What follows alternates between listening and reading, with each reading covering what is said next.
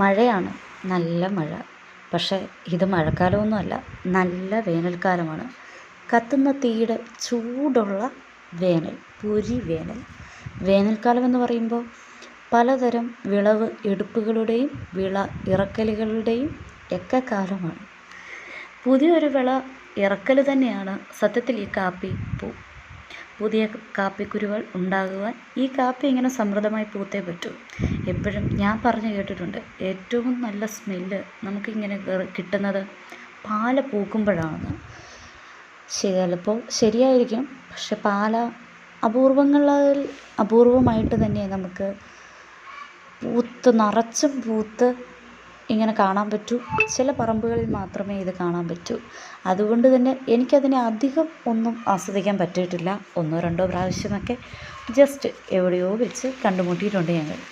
പക്ഷെ കാപ്പിപ്പൂ അങ്ങനെയല്ല കേട്ടോ. നമ്മുടെ കുറച്ച് പറമ്പിൽ ഇടയ്ക്കൊരു റബ്ബറിന് ഇടവേള കൃഷി പോലെയോ ഇല്ലെങ്കിൽ ഇവരിങ്ങനെ നിൽക്കാറുണ്ട്. കൃഷിയൊന്നും അല്ലെങ്കിലും ഇവർ ഉണ്ടായി വന്നു കഴിഞ്ഞാൽ നമ്മളതിനെ സംരക്ഷിക്കാറുണ്ട്. പ്രത്യേകിച്ച് സംരക്ഷണമൊന്നും ഇവർക്ക് ആവശ്യമില്ല. അതാണ് ഏറ്റവും വലിയ സത്യം. നമുക്ക് വീട്ടിലേക്ക് ആവശ്യമായ ശുദ്ധമായ കാപ്പിപ്പൊടി തരാൻ ഇവരെ സഹായിക്കാറുണ്ട്. അതുകൊണ്ടാണ്. പക്ഷെ ഇവർ പൂക്കുമ്പോൾ ഉള്ളൊരു സ്മെല്ല് എൻ്റെ അനുഭവത്തിൽ പാലയ്ക്ക് പോലും കാണില്ല. പക്ഷെ ഒരു കാര്യം, പാല ഒറ്റയ്ക്കാണ് നിന്ന് പൂത്ത് ഒരു വൃക്ഷമായിരിക്കും ഇത്രയും മണം തരിക. പക്ഷെ കാപ്പിപ്പൂക്കൾ അങ്ങനെയല്ല കേട്ടോ. ഒരു റബ്ബർ തോട്ടമോ ഇല്ലെങ്കിൽ കാപ്പി മാത്രം കൃഷി ചെയ്തിരിക്കുന്ന ഒരു സ്ഥലത്തോ ഒക്കെ ചെല്ലുവാണെങ്കിൽ ഇവരിങ്ങനെ നിറച്ചും പൂത്ത് നിൽക്കുമ്പോൾ നമ്മൾ മുറ്റത്തോ നമ്മുടെ വീടിനകത്തോ ഇരുന്നാൽ പോലും ഇവറ്റകളുടെ മണമുണ്ടല്ലോ, ഒരു രക്ഷയില്ല. അങ്ങനെ തരും.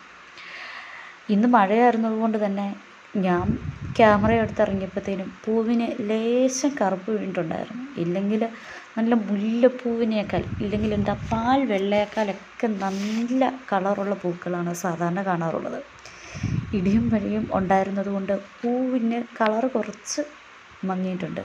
എങ്കിലും ഇവർ വാടി കൊഴിയുന്നതിന് മുമ്പ് എടുക്കാനുള്ള ഒരു ആഗ്രഹം കൊണ്ട് എടുത്തതാണ് കേട്ടോ.